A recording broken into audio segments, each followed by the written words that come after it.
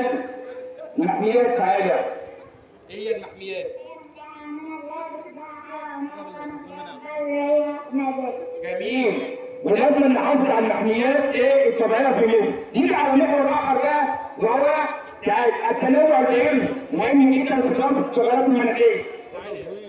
تنوع الحياة النباتية والحيوانية على كوكب الأرض وتنوع البيئات التي تعيش فيه. جميل جدا. التنوع البيولوجي دي مرتبط بالسلسله الغذائيه للانسان. نيجي على محور اخر وهو خطوط السرطان هي خطوط نارية تقع في شمال الكرة الأرضية وتؤمن في تعزيز المواد. برافو عليك. مدار سرطان. نيجي بقى على محور اخر والفيلم.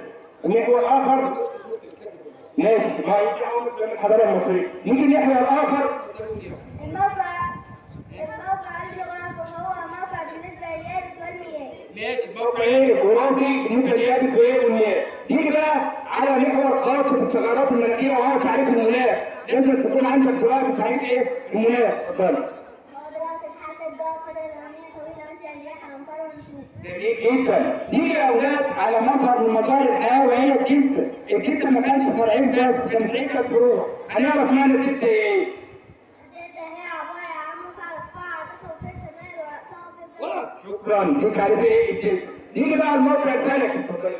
الموقع الفلكي هو بالنسبة لخطوط الطول ودوائر الأرض. دوائر الأرض تحدد الأماكن شمالا وجنوبا، أما خطوط الطول تساعد على معرفة الوقت. جميل. في الموقع الموقع الفلكي في دراستنا. تمام. نيجي بقى على الكلمه يا ناس وهتكلمنا على موضوع مهم. اتفضل يا ناس. في هذا الموقع مثل الجغرافي على جملة احتفال